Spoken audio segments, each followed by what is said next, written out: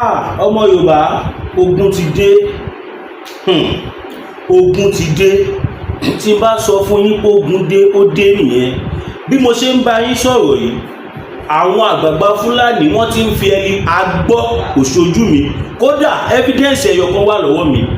Àwọn àgbààgbà Fúlàní wọ́n ń fi helicopter, wọ́n fi ń distribute àwọn ọmọ wọn sínú forest wa káàkiri. Ẹ̀rẹ̀ ní wàhálà ò tí dé. Mo máa fi evidence wọ̀nyí nísinsìnyí. Ogun ti wọlé Yorùbá. Nísìnyí báyìí wọn kó wọn gba ọ̀nà mọ́, torí àbọ̀rọ̀ kó wọn gba ọ̀nà ni àwọn ọlọ́pàá Àmọ̀tẹ́kùn social corp nǹkan ni wọ́n sọ wípé wọ́n dá wọn dúró, wọ́n gbà kọ́wọ́ wọn. Mo máa play fídíò kan fún yín nísinsìnyí. Mo fi Ọlọ́run bẹ̀ gbogbo ẹ̀yin èèyàn wa káàkiri àgbáláyé, ẹ bá mi share fídíò yìí, ẹ jẹ́ kó dé gbogbo ibi tó yẹ kó dé, ẹ jẹ́ kó dé gbogbo ibi tó mọ Yorùbá wà káàkiri àgbáláyé, torí pé kí ni wàhálà ti wà. Tí bá sọ fún yín pé wàhálà ti wà, tí bá ní ewu ń jó lórí omi, tí bá ní iná ń jó lórí omi, ẹni lọ kó ewu ẹ̀ wá. Àwọn àgbààgbà Fúlàní wọ́n ti fi helicopter, wọ́n ti fi ń kó àwọn afẹ̀míṣòfò, àwọn apanijayé, kàwọn aṣọ tí wọ́n ń ṣoríṣiríṣi nǹkan, wọ́n ti ń fẹ́ helicopter kó wọn wọlé bí mo ṣe ń bá yín sọ̀rọ̀ yìí. Tó bá dàbí rọ́, màá fi evidence wọ̀nyí láìpẹ́ yìí. Ẹ sọ fún mi, kí ni wọ́n ní kó lọ ṣe nínú forest yẹn? According to information tí a dẹ̀ ń gbọ́ káàkiri, à ń gbọ́ pé ilẹ̀ Yorùbá ni wọ́n ń já wọn sí káàkiri. Wọ́n dẹ̀ ní wọn ọ̀ṣẹ̀ṣẹ̀ máa ṣe kinní yẹn. Wọ́n nígbà ayé Buhari ló bẹ̀rẹ̀, nígbà ayé Muhammadu Buhari tó ń gbogbo Nàìjíríà tó bá yẹ̀ jẹ́, nígbà ayé ẹ̀ ni wọ́n ti bẹ̀rẹ̀ kinní yẹn. Nígbà tó bẹ̀rẹ̀ nígbà yẹn tí ọ̀pọ̀lọpọ̀ àwọn ọmọ Yorùbá, Ìgbò pẹ̀lú àwọn Haúsá tó rí wọn pé kárẹ́sì aláàmù kinní yẹn, pé wọ́n ti fẹ́ gbógun jà wá o, wọ́n fẹ́ ṣe gbá o, wọ́n fẹ́ ṣàwo o. Kinní yẹn lọlẹ̀ díẹ̀, bóyá bí stéètì bíi 4 sí 5 ni àwọn èèyàn ti ṣe fídíò níbi tí wọ́n ti ń fi helicopter kó àwọn ajagunta sínú gbó wa lè Yorùbá, tí wọ́n ti fi kó àwọn Fúlàní ajínigbé. Adẹ̀ ń fojoojúmọ́ pariwo fẹ́yìn èèyàn wa wípé àwọn ará bí yìí wọn ò wá bá wa ṣeré. Kàkà kẹ́yìn kan kí ẹ dúró tí àwọn ọmọ Yorùbá, kí a jọ sowọ́ papọ̀, kí gbogbo àjọ jà ìjà òmìnira, kí gbogbo àjọ bọ́ lóko ẹrú. Ìṣẹ̀lẹ̀ tún gbógun ti ẹnìkan ṣoṣo tí Ọlọ́run tún fi ta wá lọ́rẹ nílẹ̀ Yorùbá, tọ́lọ́run lò láti máa fi wá lọ́kàn balẹ̀ nílẹ̀ Yorùbá. Ṣá gbọ́dọ̀ fi ti irú yín nìkan ṣe kógun má ti kó lẹ̀ Yorùbá ni? Ṣèbí jíjáde tí bàbá wa olóyè Sunday Igboho jáde níjọ́ kìíní àná, òun ló jẹ́ kí kíní kó wálé pátápátá báyìí. Ẹ mọ̀ bó ṣe ń pa àwọn èèyàn lógúnlógún, lọ́gbọ̀nlọ́gbọ̀n. Wọn ò dẹ̀ tí ìdáwó ẹ̀dúró náà up till now. Bí mo ṣe ń bá yín sọ̀rọ̀ yìí, wọ́n tún ti continue. Kódà ẹ̀yin after tí bá show fídíò yẹn tán, ẹ̀yin tẹ́ bá fẹ́ fídíò yẹn personally, ẹ message mi. Torí ẹ̀mọ̀ yẹn sọ pé kí ọ̀pọ̀lọpọ̀ ẹ̀yin tẹ́ bá nífẹ̀ẹ́ sáwọn program mi, ẹ join fan base mi. Mo máa fi group link, màá pin yẹn sábẹ́ comment section ní orí YouTube channel wa, so that ẹ máa lè join group yẹn directly. Gbogbo àwọn nǹkan báyìí máa dà síbẹ̀, torí mi tí bá ti fẹ́ máa tẹ̀lé sáwọn èèyàn one after the other. Èèyàn gbà mí wà tí bá ṣí fóònù mi, mo máa rí message 5,000 6,000 on a daily basis. Àwa tá à ń ṣe mídíà, fóònù wa dàbí fóònù customer care ni. So mo bẹ̀ wá nítorí Ọlọ́run, ẹ jẹ́ ká lọ jáwọ́ nínú àpọ̀n tí ó yọ, ká gbómi lákaná. Ẹ jẹ́ ń sáré fi fídíò yẹn wọ̀nyí, ó yẹ wò.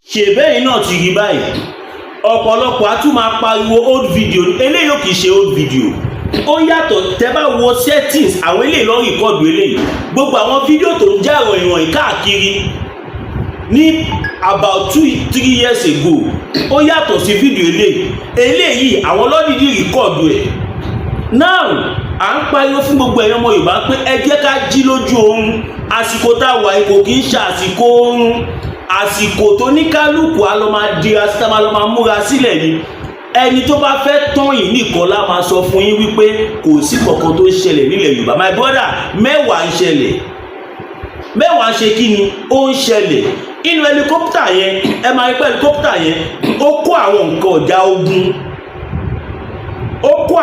ọ̀já ogun wá fún àwọn ẹni yẹn àwọn èèyàn dẹ̀ tún bọ́lẹ̀ láti inú helicopter yẹn ìyẹn àwọn Fúlàní ajínigbé apanijayé ó já wọn bọ́lẹ̀ tẹ́ bá dẹ̀ wò kẹ́ máa rí pé ogun wọn ni wọ́n gbébọn dání ẹ sọ fún mi báwo lẹ helicopter yẹn ṣe fò lókè ṣé airspace wa wà secure no ẹ jẹ́ ká béèrè ta ló fún wọn ní airspace tí wọ́n fi kọjá at least tí helicopter bá fẹ́ fò ó máa ń lo signal ó máa signal kí wọ́n tó fò kí ló tà ń tọrọ àwa ìlú ìná nǹkan ọ̀já ogun tí ẹ ní kí wọ́n kó wá sínú forest yẹn sì kí ló fẹ́ fi ṣe no ìbéèrè eléyìí mi ò bá yín jà ìbéèrè ni mò ń béèrè nǹkan ọ̀já ogun tí wọ́n kó wá sínú forest yìí kí ló fẹ́ fi ṣe ṣé ibẹ̀ ni NDA camp ni ṣé bẹ́ẹ̀ ni Nigeria Defence Academy àbí bẹ́ẹ̀ ni police college àbí no kò yé wa ẹ sọ fún mi helicopter yẹn bó ṣe wà yẹn ṣe fẹ́ sọ fún mi pé àwọn Fúlàní tó wá ń supply ìkọ́ fún yẹn ni wọ́n ní tí ó bá ń ṣe àwọn àgbààgbà wọn àtìgbà tí nǹkan yìí ti ń ṣẹlẹ̀ àìtí ìyá àgbààgbà Fúlàní kọ̀ọ̀kan kó jáde kó wá condemn nǹkan tí wọ́n ṣe wọ́n lè ti sọ but èmi ò tí ì rí a lè ń sọ fẹ́yìn ọmọ Yorùbá ẹ jẹ́ ká lu làákàyè wa ẹ jẹ́ ká lu làákàyè wa ká sowọ́pọ̀ pẹ̀lú ẹni tí Ọlọ́run gbé dìde fún wa tó fẹ́ gbà wá lọ́wọ́ kú tó fojoojúmọ́ pa wá yìí àwọn tí wọ́n kó wọlé yìí nísìn ẹ sọ fún mi tá a bá rí wọn ṣá dá wọn mọ̀ àdá wọn mọ̀ a dẹ̀ ń gbọ́ information láti bí abi 3 years ago pé wọ́n ti sọ̀rọ̀ àdì gbogbo nu forest wa is this not an evidence ṣèbẹ́yìn náà rí fídíò yẹn ẹ sọ fún mi náà ṣé fídíò yẹn kì í ṣe evidence àìmọye àwọn evidence tó ẹ pàdé máa ṣó lórí social media báyìí àìmọye ṣé èyí tó lé àwọn èèyàn mú tó dẹ̀ du ọ̀run wọn la fẹ́ sọ ṣé èyí táwọn kan tí wọ́n lé bọ̀bọ̀ kan tí gbogbo wọn dẹ̀ ṣàbígbà tó bá ń ṣá ẹ̀wọ̀n tó kún kúnnukùnú ẹ sọ fún ẹ wo orú àwọn ẹranko tá à ń bá gbé ẹranko gbò kí dédé àtàkì èèyàn bẹ́ẹ̀ yẹn a lè sọ fún ẹ̀yin bàbá wa torí ohun tó ń bọ̀ lókè yìí wọn ò dórí adé mọ́ o ọ̀dọ́ba mọ̀ yàtọ̀ sí baálẹ̀ wọn ọ̀dá baálẹ̀ mọ̀ yàtọ̀ sáráàlú anybody tó bá ti tí ò ń ṣara wọn ọmọ máa ṣe wọ́n lọ́ṣẹ́ ni a dẹ̀ ń sọ fún ẹ̀yin bàbá wa torí pé a mọ̀ pé àsìkò ṣì wà báyìí láti múra dèkọ́ tó ń bọ̀ yìí ó sì máa yàtọ̀ sí pé kọ́kọ́ bá gbogbo wa kọ́ bá wa unexpected gbogbo yín lẹ fojú yín rí nǹkan tí wọ́n gbà lọ́wọ́ àwọn nǹkan tí wọ́n ta gbọ́ pé wọ́n seize ní Port Harcourt tí kan náà àwọn èèyàn wá fi ṣe program ìbọn tó ń lọ bí àbí 150,000 pieces oríṣiríṣi pump action wà ń bẹ bàrẹ́tà wà oríṣiríṣi ẹ sọ fún mi kí ló fẹ́ fi ṣe tábàbà wo lọ wò bó ṣe bí àwọn olórí burúkú àwọn Fúlàní náà ni wọ́n máa ọ̀dà ẹ̀ ṣe báwọn ló máa ọ̀dà ẹ̀ kí ló fẹ́ wá fi ṣe ẹja ló fẹ́ fi pa àbí a dẹ̀ ń sọ fún èèyàn wa ìjára yín gbogbo nǹkan táwọn Fúlàní fi máa gba ilé wa pátápátá gbogbo ẹ̀ ni wọ́n ń gbọ́ on a daily basis ẹ bá mi share fídíò yìí ẹ jẹ́ kó dé ògbó tó yẹ kó dé ọmọ Yorùbá a ti ń sùn jù à ń sùn à ń ọrùn à ń falala mo fẹ́ jẹ́ kẹ́ mọ̀ kankan, ẹni tí Ọlọ́run ò bá pa kò ní kú. Àtijọ́ tí Chief Sunday Igboho ti escape July 1st, ìjọ yìí mo ti cross mind mi pé ẹnì kankan ò lè pa èmi àfi tí ọjọ́ tọ́lọ́run bá kọ fún mi tó bá tó. Gbogbo ayé ló mọ̀ pé bí Chief Sunday Igboho ṣe jáde ní July 1st, gbogbo ayé ló mọ̀ pé miracle ni. Ọ̀rọ̀ péyàn lóògùn kọ́, ọ̀rọ̀ péyàn lọ́pọ̀lọpọ̀, ọ̀rọ̀ péyàn lọ́gbọ́n kọ́, ń tó ń pè ní àtìlẹ́yìn Ọlọ́run nìyẹn. Chief Sunday Igboho tí ṣe kankan o, ọ̀rọ̀ lásán ni wọ́n sọ. Ẹ má pa àwọn èèyàn mi mọ́, ẹ má jí àwọn èèyàn mi gbé mọ́, mi ò lè dúró kẹ má pa àwọn èèyàn wa. Chief Sunday Igboho sọ jù bẹ́ẹ̀ lọ o, ẹni kọ́ mórí wá kọ́ mọ́rùn wá. Olórí burúkú Muhammadu Buhari ó rán àwọn DSS pẹ̀lú oríṣiríṣi àjọ, ó rán wọn lọ kí wọ́n lọ bọ́ọ̀sì wọn mọ́lé lóru láì fún wọn ní àì invite wọn without doing anything, pé wọ́n kàn sọ wípé ẹ má pa àwọn èèyàn wa mọ́. Mo dẹ̀ mọ̀ pé torí ọ̀rọ̀ ìgàngán, gbogbo ayé ló mọ̀, torí sẹ́ríkì gàngán tí gbogbo àwa ọmọ Yorùbá pawọ́pọ̀ pẹ̀lú bàbá olóyè Sunday Igboho tí a ní àfẹ́mọ́lẹ̀ Yorùbá. A mọ̀ pé torí ẹ̀rí Buhari ṣe ránró, torí irú àwọn nǹkan báyìí ni. Sẹ́ríkì Sálíù yẹn tọ́lọ̀ ṣègbóhùn náà ní checkpoint, ó ní everything. Kíyàn tó débi tí Sẹ́ríkì Sálíù wà, checkpoint tẹ́ máa kàn áfẹ̀ tó 12 sí 13, more than 12 checkpoint lẹ́ máa kàn. Tẹ́ máa rí àwọn boys ṣe tó máa gbébọn dání from one checkpoint to another, one checkpoint. Torí ẹ̀ kò sí alágbára kankan ní gbogbo ilẹ̀ Yorùbá tí ó lè wọ bẹ̀ yẹn, tí ó ní wọ aṣọ ẹ̀jẹ̀ bọ̀ yẹn tó bá máa bọ̀. But torí pé àtìlẹ́yìn Ọlọ́run wà pẹ̀lú bàbá wa olóyè Sunday Igboho, bí gbogbo èèyàn ṣe ń sá fún sẹ́ríkì Fúlàní ẹ̀, Olúwa mi ní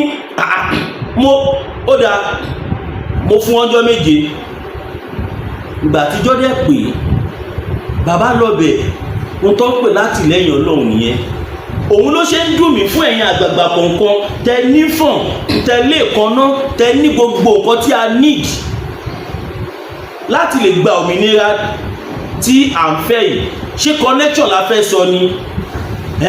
Tẹ ní connection, tẹ lẹ́fìtì, tẹ káwọ́ gbéra, kò kàn mí.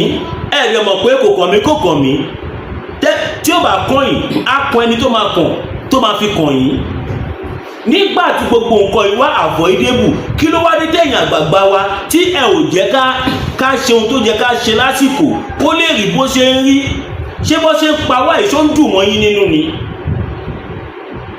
Ṣó dùn mọ́ yín nínú ni?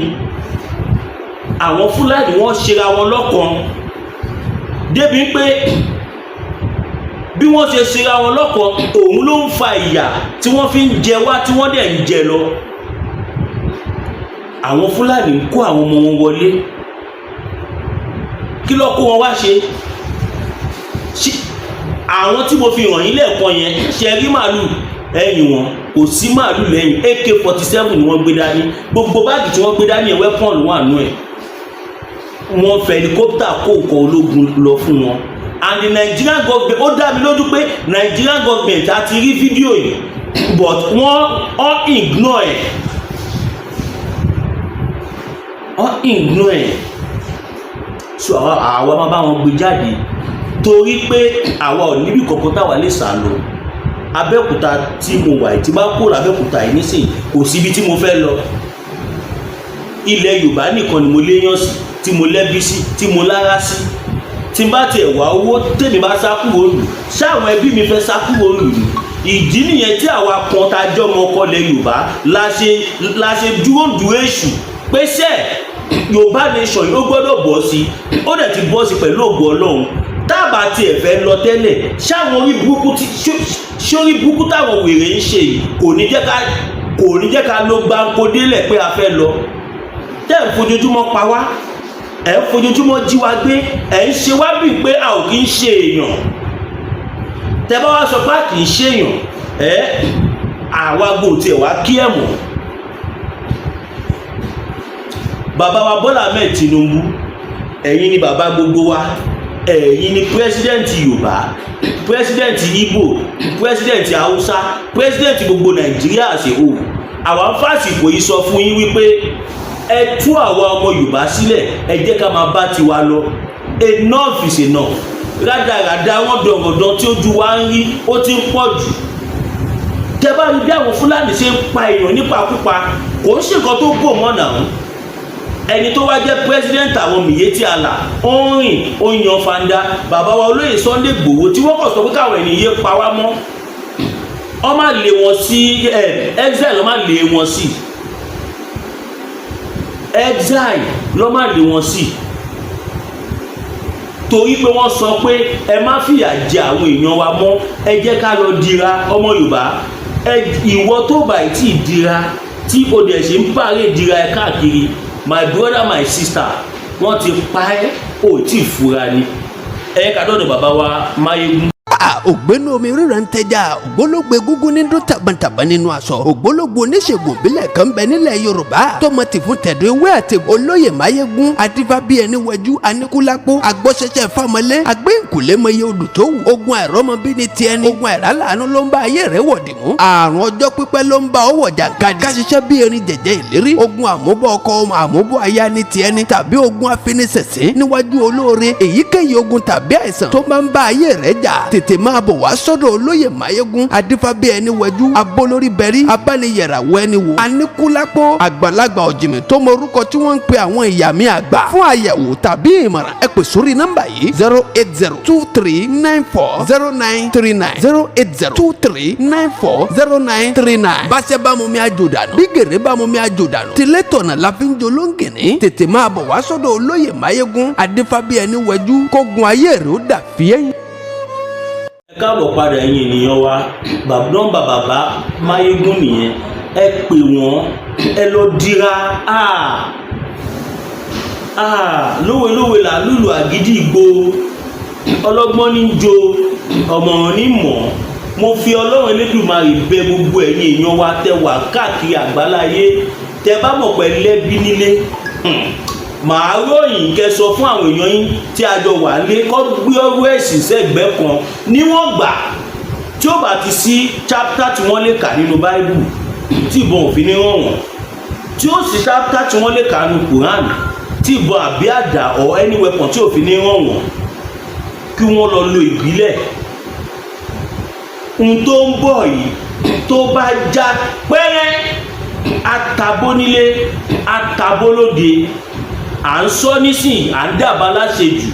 Ó dàbí pé mass bí òmọ̀kan tó ń sọ. Ẹ jẹ́ n tún fi fídíò kan wọ̀nyí. Ó jẹ́ kí n preview fídíò eléyìí náà ni, but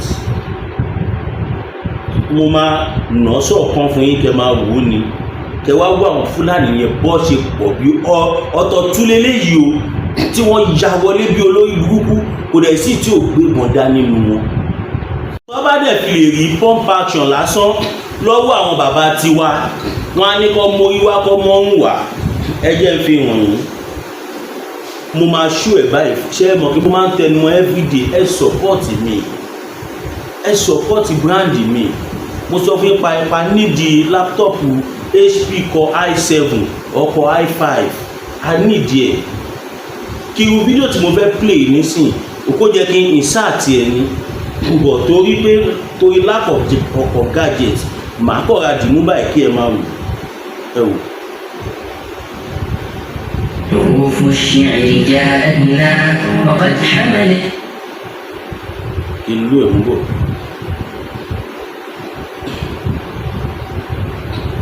Ṣé ìwọ ipò gbogbo ọlọ́gbẹ̀mọ̀ dání o, kò sí tí ò gbẹ̀mọ̀ dání gbà wòye tí ẹ̀ ń wò yìí.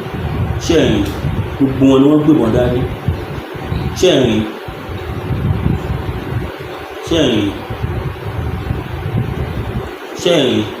ẹ̀rí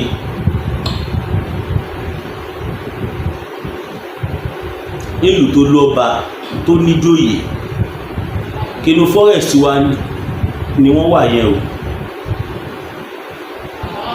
ṣẹ́rí kètí yẹn gbé dání sọ̀kan, ṣẹ́rí àtọmọdé àtàgbàlagbà àtobìnrin ṣẹ́rí ṣẹ́rí bí yẹn ṣe wé ọ̀tà bọ́ mọ́rùn àwa ní kẹ́ lọ dira káwọn wèrè kan wá sọ fún yín pé jeez wọ́n á pọ̀ pa ẹ́ pàkú padà nù ká sọ pé sí ò dáa.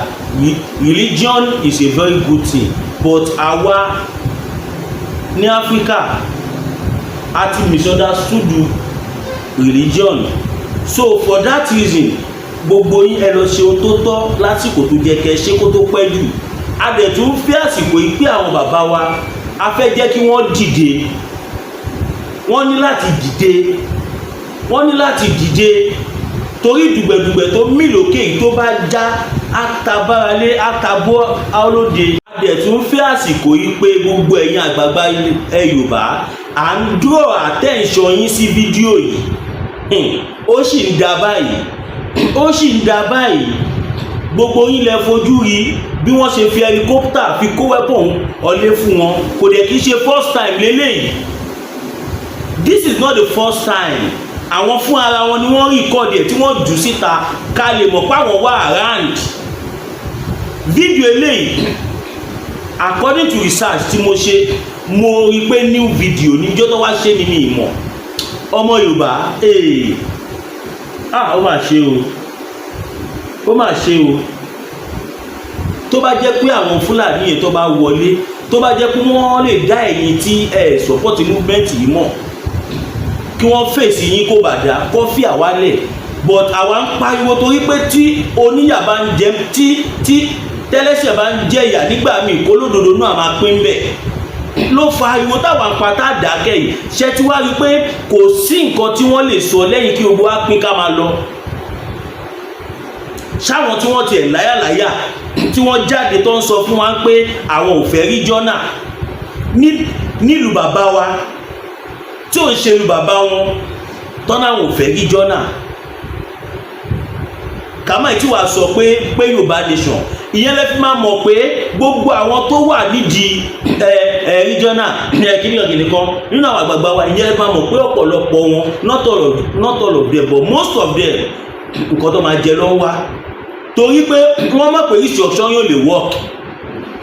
Most of them wọ́n mọ̀ pé tí wọ́n instruction yìí tẹ̀ ti ń pariwo for a very long time tẹ̀ ti ń pariwo tó yẹ pọ́pọ̀ rí níbi tí wọ́n rí níbi bingo ó dàbí ìgbà tí ajá tẹ́bí ń pa tó ń gbó tí wọ́n bá gbógun sí adákẹ́ ojú tí wọ́n fi ń rí yín nìyẹn.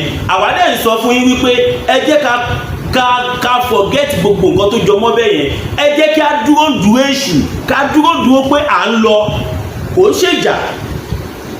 Ẹ máa ń pàrọ̀ bàbá wa Professor Banji Akíntóyè àti bàbá wa Dr. Chief Sunday Adeniyi Adeyemo Igboho Òòṣà. Ẹ rí pé gbogbo ọ̀rọ̀ táwọn bàbá yìí sọ kò sí tí ò tí ì ṣẹlẹ̀ níbẹ̀. Àwa dẹ̀ mọ̀ pé lára nǹkan tó ń ká wọn lọ́wọ́ kò ní sí ní pé lára pé wọ́n rí pé bàbá wa olóyè Sunday Igboho wà ń ta ọmọ pé táwọn bá dán wèrè wò oòrùn máa gbé àwọn. Mo sọ fún yín jíjáde tí Chief Sunday Igboho jáde ńgbà yẹn òun ló ti ọwọ́ àwọn Fúlàní bọ aṣọ. Wọ́n fẹ́ máa pa wá lọ bẹ́ẹ̀ nígbà yẹn ni pàápàá jùlọ tẹ́ bá rántí ní táìmù tó pa àwọn ọba lẹ́kìtì tí àwa Yorùbá orí kọ̀ọ̀kan ṣe sí àtìgbà yẹn ni wọ́n ti fojú last mugu wò wá wọ́n fojú ẹni tí ò jẹ́ kankan wò wá wọ́n fojú ẹ̀yà tí ó lọ́pọlọ tó gọ̀ tó fẹnu ọra wọ́n fi ń wò wá but àwa là máa jẹ́ kó mọ̀ wípé a ò gọ̀ a ò sì fẹnu ọra a kò jẹ́ ẹ̀yà tó máa ń kó àgbàlagbà lé ni ṣọ̀gbọ́n pa bàtà pa jọwọ́jọwọ́ etí ẹ̀ tábà yọ títa àwọn àgbàgbà wa tí wọ́n ń dí àwa ọ̀dọ́ lọ́wọ́ mú tí wọ́n ń di ọwọ́ wa mú tí wọ́n ń kàmù àwa ọ̀dọ́ dáhùn tó ń kàmù gbogbo àwa táwa mú Yorùbá nation dáhùn mélòó ni Fúlàní ṣọ̀gbọ́n pa bàtà wọn apá jọwọ́jọwọ́ etí ẹ̀ kí àtàwọn tó kù tí wọ́n ti wọlé kọ́ lọ pé wọ́n wọlé ẹ kúrò bẹ́ẹ̀ wẹ̀wẹ̀ kẹ́ẹ̀mọ́ tó pèlè Yorùbá ni òun ló ṣe ń dùn mí fáwọn bàbá wa àwọn tó mọ tó ń pè nílẹ̀ tó mọ orúkọ tílẹ̀ ń jẹ́ á ṣàgùn lóòjọ́ á sì máa jẹ́ lóòjọ́. Ilẹ̀ Yorùbá ló wà. Kí lẹ fi ṣe yìí? Eré lẹ pé ni. Ilẹ̀ Yorùbá máa ṣàgùn lóòjọ́ á sì máa jẹ́ lóòjọ́, kò tún wá ní jẹ́, á tún máa jẹ́ lẹ́sẹ̀kẹsẹ̀. Yorùbá ò sí nínú ẹ̀yà tó ń gbẹ́kẹ̀lé bọn fi jagun. Yorùbá máa sọ̀rọ̀, àrá sì máa sọ́pá ọ̀tá. Yorùbá máa pé ohùn, ìjì á sì máa gbé ọ̀tá lọ. Yorùbá máa pé ohùn, earthquake á bẹ̀rẹ̀ sí ní ṣẹlẹ̀ everywhere. Ilẹ̀ á sì lanu, á sì gbé wọn mì. Ilẹ̀ Yorùbá ló wà. Kí lẹ fi ṣe? Ó sì wà níbi tó wà. Ó wà lọ́wọ́ àwọn tí wọ́n ní confam. Ẹgbà gbígbó yẹn kàwọn Fúlàní fún ara wọn mọ̀ pé wọ́n bí aláìjá àwọn dá. Àjànàkú kọjá mo rí nǹkan fìrí, tàbá rere ká ní arérin. Ẹmu ẹkì ẹran bí ó rẹ̀ kọ́. Ilẹ̀ Yorùbá ẹbí ṣeré bẹ́ẹ̀ yẹn, ẹjọ́ yín kọ́ rárá. Ẹjọ́ àwọn olóṣèlú tí wọ́n tàwà fáwọn Fúlàní. Fúlàní kẹ̀ àbógunláka yìí fẹ́ mẹ̀jẹ̀ yín ni. Tábà yọ tàwọn àgbààgbà tí wọ́n ń dí àwa ọmọ Yorùbá lọ́wọ́, tó ń di ọwọ́ wa mú, tó ká ṣe sùúrù, ká ṣe gbá, ká má fìjà ṣe Fúlàní lè ṣe gbogbo nọ́ọ̀tì lè dálẹ̀ Yorùbá mú ni. Kẹ́ni ṣoríire gbogbo the whole of north kẹwọ́nú ra yín ṣe lè dáwà Yorùbá mú ni. Nítorí àkọ́kọ́ ó gbéra àwọn ẹ múra sí. Mo fẹ́ jẹ́ kẹ́ mọ̀ pé téèyàn bá jẹun tán láwọ̀ ajẹyẹ̀pẹ̀ mọ́, ìkànnìyàn dẹ̀ máa ń jẹ téèyàn kì í jẹ mímọ́. Ó díjọ́ kan fún yín. Ṣé ẹ fíìpá dẹ́ǹsì ní tó yẹn?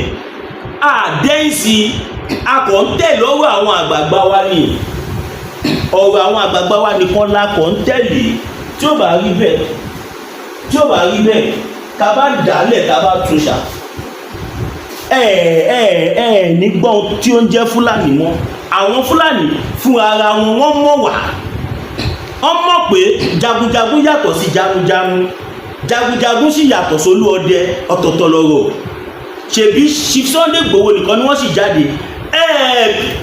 Kẹ́ ẹ̀ mọ̀ iye àwọn alágbára tó ń mí fúkẹ́ tó jẹ́ pé ọkọ̀ retí pé káwọn àgbààgbà kó sọ̀rọ̀ sókè.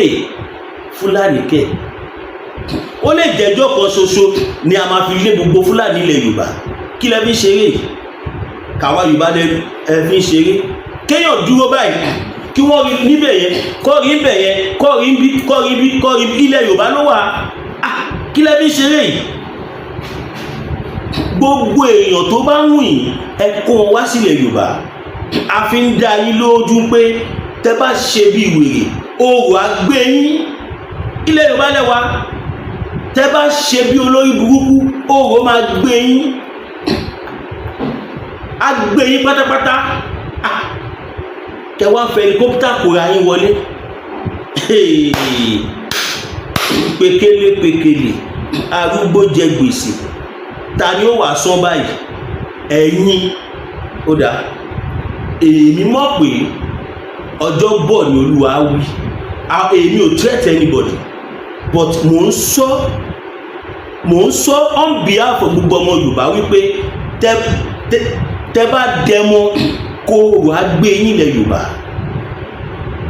Àwa mọ̀ pé ó wà lọ́kàn yín pẹ́fẹ́ bá wa jagun. Ẹ múra sí. Ṣèbẹ́ ipá wa Yorùbá ò sọ kankan. Òkọ̀wé ẹnu lásán là ń sọ. Àwa mọ̀ pé gbogbo agbára tí ẹ ní náà ti ní gbogbo ayé yín kò kọjá ìbọn àtàdá tí àtọmọdé àtàgbà yín gbé káàkiri. Ẹ múra sí. But ẹni lọ́kàn pé àwọn baba ńlá baba yín wọ́n ṣe tì.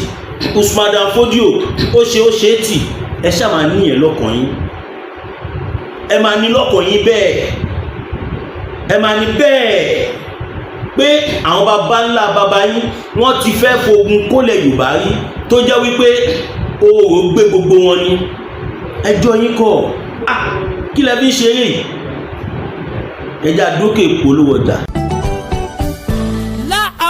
bitter tea ẹkùn tí ń wọ̀yá àjà pẹ̀lú àwọn kíndìnrín tó ní stone nínú ìyẹn kidney stone yóò mẹ́ẹ̀tì ẹ̀ tẹ́sí yádànù nínú àgọ́ ara yín òun kan náà ló ṣiṣẹ́ fún liver ìyẹn àìsàn jẹ̀dọ̀jẹ̀dọ̀ a sì tún máa ṣiṣẹ́ fún ààtì ìyẹn ìṣòro àìlèmí sókè sódò dáadáa láàólà bitter tea ló tún ṣiṣẹ́ fún ìfúnpá gíga ìyẹn high blood pressure bákan náà gbogbo ẹ̀yin tẹ́ ẹ bá ní ìṣòro ìsétọ̀ tí a mọ̀ sí prostate cancer gbogbo àwọn àìsàn tá a là kalẹ̀ yìí pátápátá òun ni láàólà Agba bitter tea yóò bá wà yá àjà ìṣòro ara ríro ńkọ́ láàólà bitter tea òun ni kẹ́ ẹ gbẹlura láti wá rí egbòogi láàólà bitter tea rà àbí tẹ́ ẹ bá fẹ́ mọ ibi tí wọ́n tẹ̀dó sí ẹ mẹ́sẹ̀gì wọn lórí àwọn WhatsApp numbers yìí +447-4245-27137 àbí àwọn Nigeria numbers yìí 08033194355 tàbí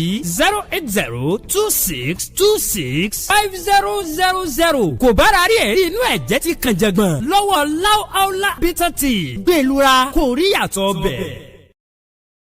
ẹ káàbọ̀ padà láàólà bitter tea ó jẹ́ company tó jẹ́ wípé bí ẹ fi bóyá ẹ ní kidney problem at anything tó bá àtijọ́ mọ́ Agba Tradu Medical kẹ́pẹ́ wọn now ẹ̀yin ìyá àti bàbá mi ẹ̀yin kọ̀ọ̀kan ti náwó sí mi kódà ìyá wa kan màlẹ̀ ọ̀dọ́ láti United States of America wọ́n ti náwó sí mi wọ́n ti fún mi ní 80,000 naira so mo dúpẹ́ lọ́wọ́ wọn gidigidi gan ni mo yíká ọ̀tún mo yíká òsì ẹ ṣé mo dúpẹ́ gan ni ìyá wa màlẹ̀ ọ̀dọ́ lágbára Ọlọ́run ẹ pẹ́ fún wa mo bẹ̀ ẹ̀yin èèyàn wa ń tà sí nílò pọ̀ ó pọ̀ gidi gan ni kódà gbọ́ ẹnìkan náà ti fún mi ní 40,000 kan 80,000 kan 30,000 kan kó owó tí mo ti rí ń sìn báyìí pẹ̀lú tèmi fún ara mi ní lọ́wọ́ mo ti ní bóyá bí 300 lọ́wọ́ nǹkan tí mo dẹ̀ fẹ́ rà pọ̀ gan kódà 300 yẹn màá kọ̀ tí má ti lọ ra àwọn nǹkan pẹ́pẹ́pẹ́ tí wọ́n ní kí lọ rà nísìn báyìí inú owó tó wà lọ́wọ́ mi sìn yìí ọ̀pọ̀lọpọ̀ nǹkan yẹn Kotonu ni màá ti lọ rà torí ti Nàìjíríà bí báyìí China ti pọ̀ jù máa dé Kotonu ní ẹ̀ máa lọ ra unlimited wifi àwọn tó máa ní router bẹ̀ kí n tẹ̀sí máa manage yẹn náà for now tẹ́lẹ̀ gan mo ní nílé ó bàjẹ́ so ẹ support mo fẹ́ ra generator standard one tó yẹ pé tí bá ti rà lẹ́ẹ̀kan mo ti rà nìyẹn mo fẹ́ ra air condition mo fẹ́ ra desktop màá dẹ̀ ra laptop màá ra air condition màá ra standard big table mo máa ra electronic webcam mo dẹ̀ máa ra normal camera mo ní camera kan tí mo sì lè máa manage nínú gbogbo nǹkan tí mo kà sílẹ̀ yìí ẹ̀yin tọ́lọ́run bá bùkún fún ẹ ṣàánú ìná ọmọ ní Mass TV mo dẹ̀ ní the professional microphone kì í wá àwọn tí alájú Yomi Hamzat ń lò tí brọ́dà mi Kasmo Media ń lò bẹ́ẹ̀ tí a ò lè dárúkọ tán mo fẹ́ set up standard studio tó jẹ́ pé a máa bẹ̀rẹ̀ sí ní gbé àwọn àgbààgbà Yorùbá wá live tí a ní máa ṣe online wọ́n á jókòó ọ̀pọ̀lọpọ̀ ní a máa bí ohun tó fẹ́ ṣe iṣẹ́ wọn ní set up ẹ wo Ọlọ́run ló mọ ọjọ́ téèyàn máa kú nǹkan ẹyọkan tó ẹ pè mí nígbàgbọ́ nìyẹn only God knows ìjọ tí ẹ̀dá máa kú ẹni tí ó bá lè fún yàn lẹ́mìí àfi tọ́lọ́run bá fẹ́ lo gàrátìrì àìfi gbà á ni ẹni tí ó bá ti lè fún yàn lẹ́mìí ò lè gbà tọ́lọ́run bá lọ́wọ́ sí so fún díẹ̀ ẹ̀yin àti bàbá mi kẹ́ support mi sórí account number mi 02141687040 02141687040 GT Bank Zam Williams Olúwatósìn tẹ́ bá sẹ́ẹ̀dẹ̀ tí ẹ fẹ́ fún mi ní receipt orí normal WhatsApp line mi náà ni wọ́n bá mi sẹ́ẹ̀dì ẹ̀ sí +229 5774 7970 +229 5774 7970 once again the account number is 02141687040 ẹ má gbàgbé ẹ support mi ẹ má wò mí níran gbogbo nǹkan tí ẹ rí tá à ń ṣe náà kò easy tí bá sọ iye tí mo ná fún àwọn fídíò fún a month mo ná more than 1.5 million for my hard-earned money so tẹ́yìn lọ́wọ́ bá kún mi lọ́wọ́ mi ìwòpó tí pọ̀ jù ẹ jọ̀ọ́ mo dẹ̀ nídìí share tí wọ́n máa ń jókòó àwọn ọ́fíṣíà tó máa ń rólù yẹn mo nídìí yẹn náà. Bẹ́ẹ̀ ni ilé tí mò ń gbé ni mo sì ń lò. Tabarẹ́ ni tí Ọlọ́run bùkún fún náà tó fẹ́ rẹ́ǹtì ti stúdíò fún wa náà, inú wa máa dùn. Nítorí ibi tí mò ń gbé pálọ̀ mi ni mò ń lò, pálọ̀ mi ni mo sọ set up everything sí. Kọ́lọ́run lè ṣe káyọ̀ tó máa ní máa bí gba 1 million yìí kó lọ gba 3 bedroom, gba 2 million yìí kó lọ gba Ọlọ́run ó kéré nìkan tẹ̀yàn ọmọ Yorùbá lè ṣe. Gbogbo wa la iye tí wọ́n ná ní wedding Davido ò need owó anybody. Àwa tí a need ìrànlọ́wọ́ àwọn èèyàn lélẹ̀ fún iṣẹ́ tí à ń ṣe yìí kó lè máa lọ síwájú dáadáa. So èyí àti bàbá wa mú mọ̀ pé bí mo ṣe ṣàlàyé mo mọ̀ kó máa yé yín, tọ́lọ́dẹ̀ máa fi àánú mi sí gbogbo ẹ̀yin olólùfẹ́ mi lójú. Bí ògo ti jẹ́ nǹkan kíkọ́ tẹ bá ní kẹ máa fi wọ́n jẹ́ sínú àkáǹtì nọ́mbà yẹn ká máa ṣáájọ bí ó bá ṣe ń pé fún kankan kí a lọ máa rà. Bí bá dẹ̀ ṣe ń rà ní ẹ ṣe máa rí Oòduà. Kẹ má gbàgbé HP laptop kọ i7 ọkọ̀ i5 dandan kọ́ ní kẹ fún mi lówó. Ẹ lè ọ̀dà ẹ̀kẹ́ ní ọwọ́ gbé fún mi. Kódà ẹni tó bá ní tó ń lò lé gan tí ó lò mọ̀ tàbí tí ẹni bí abikọ i5 ọkọ̀ i7 táwọn ọmọ yín lò tí wọ́n ẹ fi ránṣẹ́ sí mi, màá gbà inú mi á dùn, màá gbà joyfully. Oòduà àdúrà kò ní gbé ọ̀dàlẹ̀.